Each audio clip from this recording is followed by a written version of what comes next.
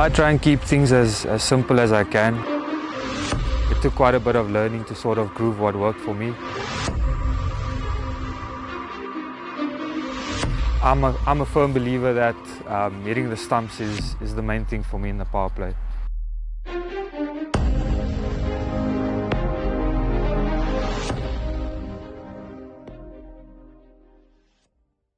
Okay, we're at the DP World Wondrous and we are having one of our first of our Masterclass series, and today we are joined by the Lions captain, Bjorn Fortuin, who I consider as one of the best bowlers in the power play in South Africa. Fantastic spinner. Sometimes I have to consider if he actually does turn the ball in the power play, but serious numbers in the power play. I think averages 20 with the ball, 140 wickets in 126 matches at T20 level. Someone I think under pressure is amazing. So yeah, we are lucky today to have Bjorn Fortuin share his thoughts about bowling in the power play, what he does, and of course how he plans out taking some of the wickets that he's taken over the time. When it comes to T20 cricket, first of all, talk us through being a opening bowler, especially bowling in the power play overs. Yeah, well, I try and keep things as simple as I can. Bowling in the power play in T20 cricket is quite hit and miss, especially for a spinner. It's either you get the batsman or the batsman gets you. So I just try and focus on what's the best way for me to get a wicket, and if not getting a wicket, the best way to bowl pressure. And like you can see here, we've got straight lines lined up all the way down the pitch. I'm a firm believer that hitting the stumps is the main thing for me in the power play. You want to sort of keep all dismissals in play. Doing that does that, and just variations from there, variations of pace, variations of playing with the crease and angles and that sort of thing. But just trying to keep it simple. That's the main thing for me. Yeah. And when did it actually start for you being considered someone who actually bowls in the power play, and how was the early parts of those days bowling in the power play? When that happened, I was fairly young in my career. So it took quite a bit of learning to sort of groove what worked for me. And then stepping into the line setup, I had players like Aaron Pangiso, who previously did that for South Africa and sort of guided me through that as well. I call him Chaminda Vaz because at times he's got, to most right-handers, he gets the ball to come in. And what type of grip do you use? And does it actually vary for maybe left-handers, or do you even change it considering what you want to do when you bowl? Yeah, there's a couple of different balls that I like to bowl in T20 cricket, and especially in the power play. Like you mentioned, there is the one that sort of drifts on with the arm. So that one, the index finger would be running more along the seam than it would for a traditional grip. Fairly standard, I would start with a normal finger spinner grip, just trying to hit the seam. Bowling with a new ball, that's your variation. It's either going to hit the seam and spin, or it's going to hit the leather and sort of skid on. And then you do have your overspin as well, where the grip doesn't change that much. I think it's more of a wrist position thing, where all of your wrist momentum is sort of working over the ball, and that gets you a bit more bounce, which I find quite valuable if playing at the Wondrous. I think we've spoken enough about this side of things. I think let's walk and kind of have a chat. Obviously, we're going to walk down on the other side and kind of talk about what areas you're looking for to hit on the other end. And does it actually change and vary if it's a left-hander, it's a right-hander? Do you actually even have a preference of facing a left-hander or bowling to a left-hander, or actually bowling to a right-hander? Yeah, I think most spinners in general favour turning the ball away from the batsman. The ball turning in does make it a bit easier for the batsman, so I do prefer bowling to right-hand batsmen. Why is that, by the way? There's just a lot more that can happen. I mean, if the ball is spinning, I don't think it's that much of a threat to the left-hander as it would be to the right-hander. And even if it's not spinning, there's still multiple dismissals for the right-hander, where I feel like a left-handed batsman has just a lot more scoring options against you. And I'm sure the opposite would be for a right-arm off spinner. In terms of where I'm trying to land the ball and what I'm trying to do, I try and keep it as simple as possible. I try and stay as straight as possible, keeping the stumps in play as much as I can. And then when you get to venues such as Durban, Cape Town, Paarl, mostly coastal venues, that's where you can sort of play with what you're trying to do, maybe bowl a bit wider, bring those sort of fielders into play, and there might be a bit more assistance from the deck as well. But it's very much conditions based, and the hardest part for me of being a spin bowler is finding what works for you, especially in different conditions. And that only comes with experience and playing. And in terms of, I mean, you've mentioned such an important point. I mean, you come from Paul, but you played mostly cricket in the highveld. And in terms of the pace of Wanderers' pace compared to your coastal pace, how quickly does one adjust to the coastal conditions, considering obviously you used to playing on a quicker, harder decks of the highveld? Yeah, it does take some getting used to.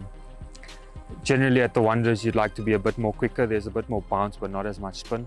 Another factor is the altitude that we deal with up here. The ball does travel a bit, so you don't really want to give the batsman too much time to sort of figure out what he's trying to do.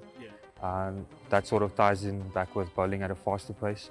Down at the coastal venues where there's a bit more assistance, sometimes the fields are a bit bigger as well. You do sort of try and take a bit more pace off the ball, make the batsman force their hand, which sort of brings you into the game a bit more. But yeah, it takes a bit of getting used to. When we play at the coast, it's not always the case. There are some days where it wouldn't be that much different from playing at the Wanderers, but your first couple of balls within your spell is when you make that decision. That's very key. That's what I always have in my mind when I'm bowling my first or second ball. Whilst the ball reacting, what's happening, what the batsman's doing, and you sort of make a decision from there. Let's say we have a right-hander, right?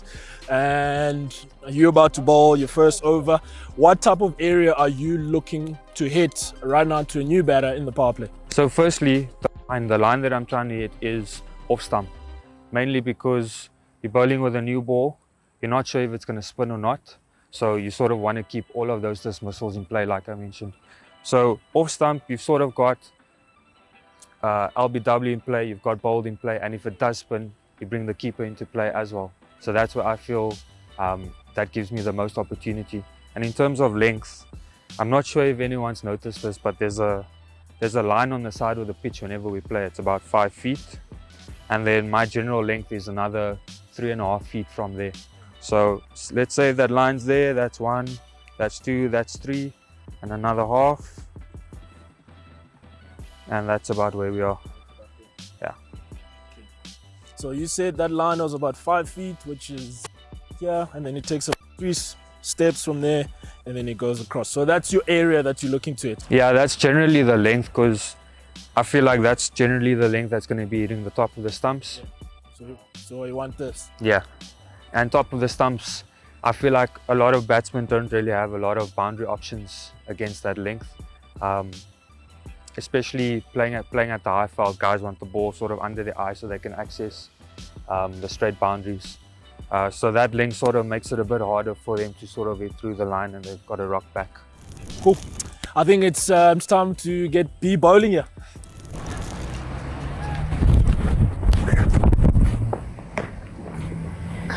That hit middle. Not intentional.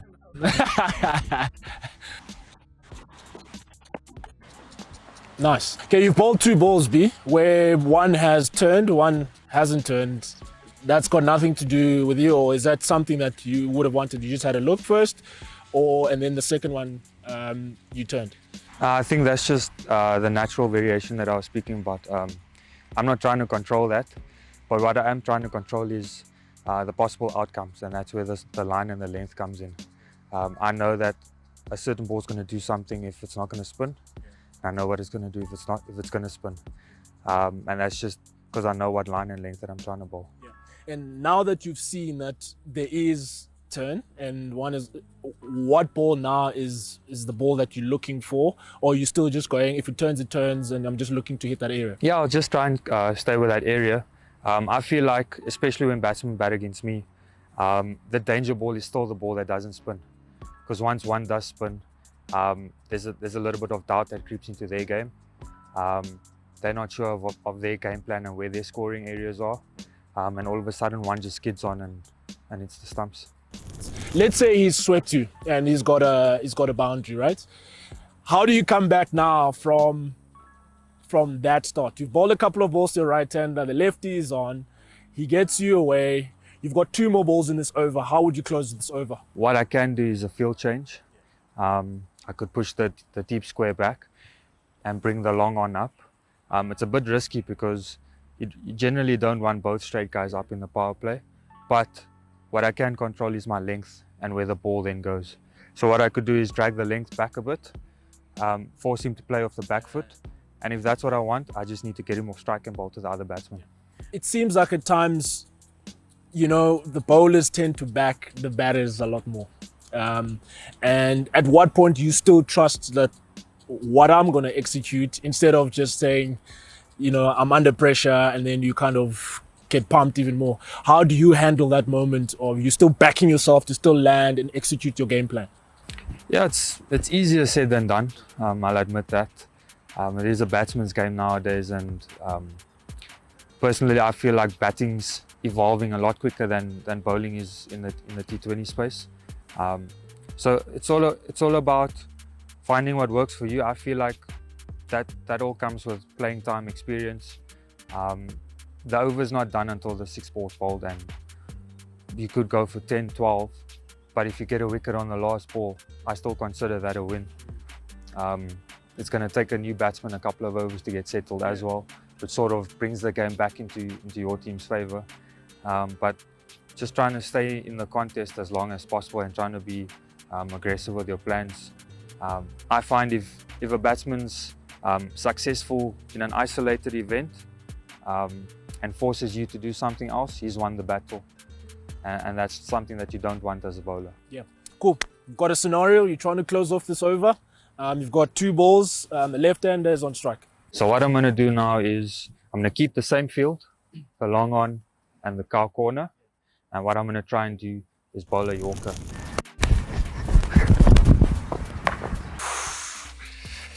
Leg stump in the slot.